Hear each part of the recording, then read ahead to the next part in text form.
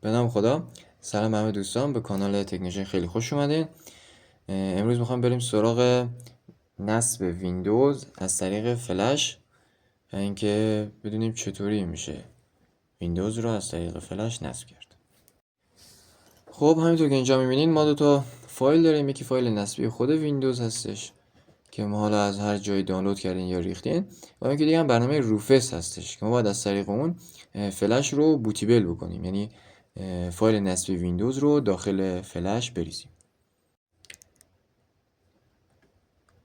ابتدا فلش رو به سیستم وصل میکنیم و سپس وارد برنامه روفس میشیم. اینجا همونجور که میبینید فلش من قابل نمایش هست. فایل نصبی رو در قسمت بوت سلکشن انتخاب کرده و گزینه استارت رو میزنیم.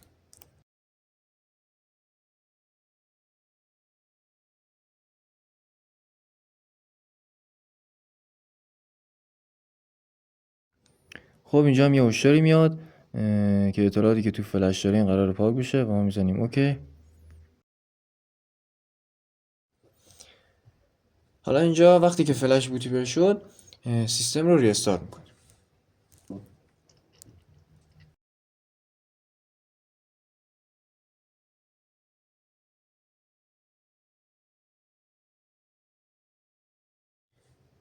و بعد اینکه سیستم رو ریستارت کردیم باید کلید F1 یا F12 رو همراه دیلیت مرتباً فشار بدین تا وارد تنظیمات بایاس سیستم بشه.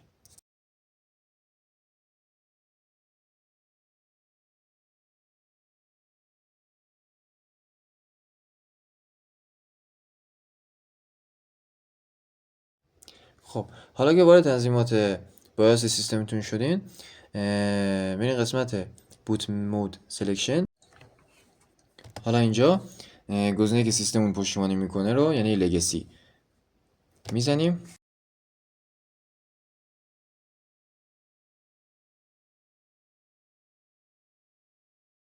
و بعدش روی گزینه سیو اند اگزیت و در ادامه فلش، اسم فلش رو پیدا میکنیم و روی اون کلیک میکنیم.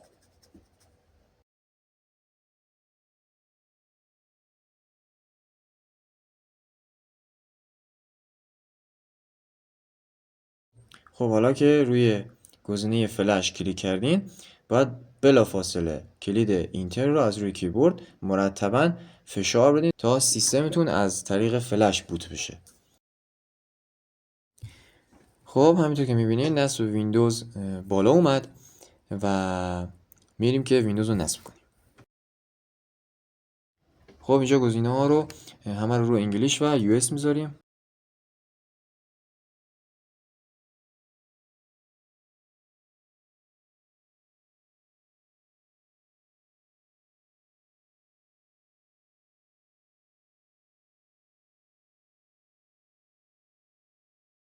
اینجا ویندوز میاد که اگه کلید فعال سازی یا همون لایسنس قانونی ویندوز رو دارین اینجا وارد کنین. اگر هم نه که هیچ ایرادی نداره، روش فعال سازیش خیلی راحته. کلیپ بعدی حتما میذارم.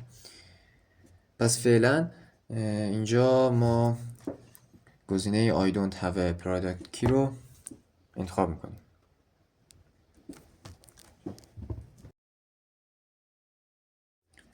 اینجا هم نسخه‌های مختلف ویندوزی که شما خودتون میخواین نصب کنین رو گفته انتخاب بکنین. خب به نظر من پیشنهاد من ویندوز 10 هوم هستش و خودم هم اینو میخوام نصبش کنم.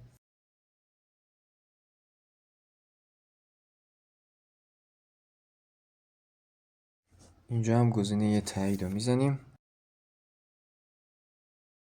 خب اینجا اگه خواسته باشیم ویندوزمون رو ارتقا بدیم باید گزینه 1 رو بزنیم، ولی چون ما اینجا داریم ویندوز رو نصب میکنیم قاعدتا باید گزینه 2 رو بزنیم، Install Windows Only.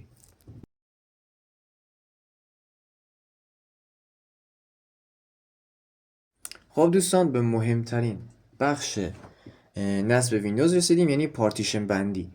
اینجا ما باید از روی حجم فایل ها بفهمیم که این حجم مال کدوم درایوه و درایو رو انتخاب کنیم که اطلاعاتشو قبلا بکاپ کردیم و اطلاعات مهمی توش نداریم، چون ما قراره این درایو رو فرمت کنیم و اطلاعات ویندوز جدید رو توش بریزیم.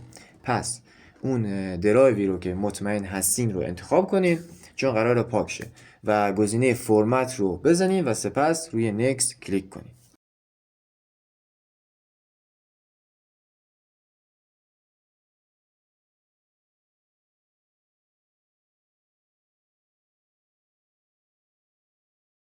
ویندوز در حال نصب شدن و کپی کردن فایل ها هستش.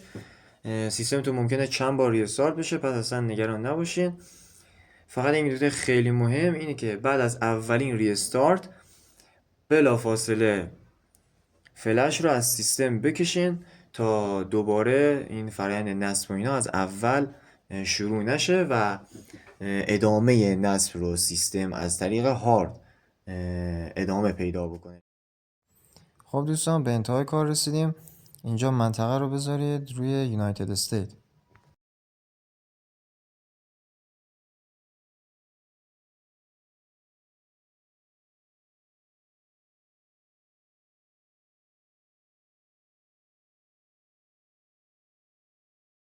همونطور که گفتم زبان فارسی رو اینجا اضافه میکنیم.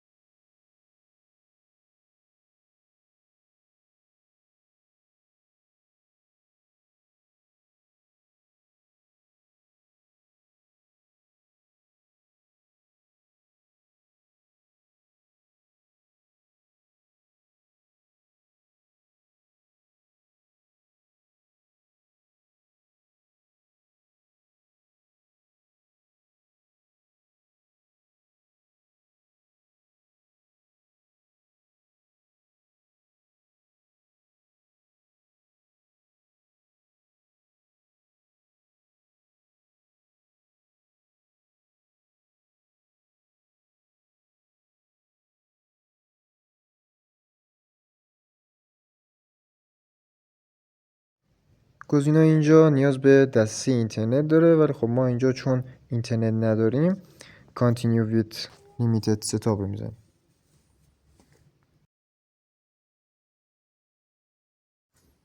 اینجا هم اسم کامپیوترتون رو وارد میکنین.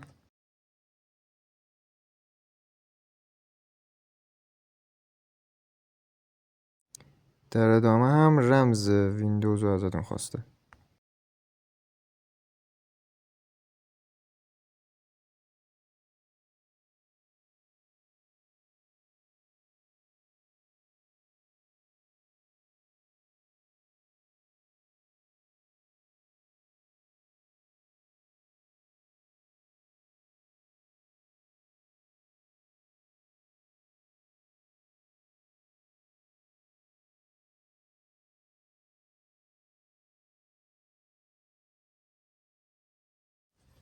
اینجا هم 3 تا سوال و جواب داره که باید انجام بدین. برای زمانی که رمز سیستم رو فراموش کردین بتونین رمزتون رو بازیابی بکنین.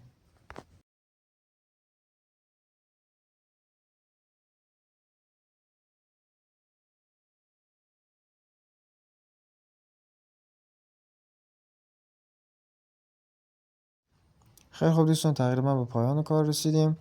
چیز خاصی دیگه ای فکر نکنم مونده باشه که بخوام توضیح بدم. امیدوارم که این ویدیو براتون مفید بوده باشه. اگه خوشتون اومد یادتون نره ویدیو رو لایک کنید. شما رو به خدای بزرگ میسپارم تا دیدار بعدی. یا حق.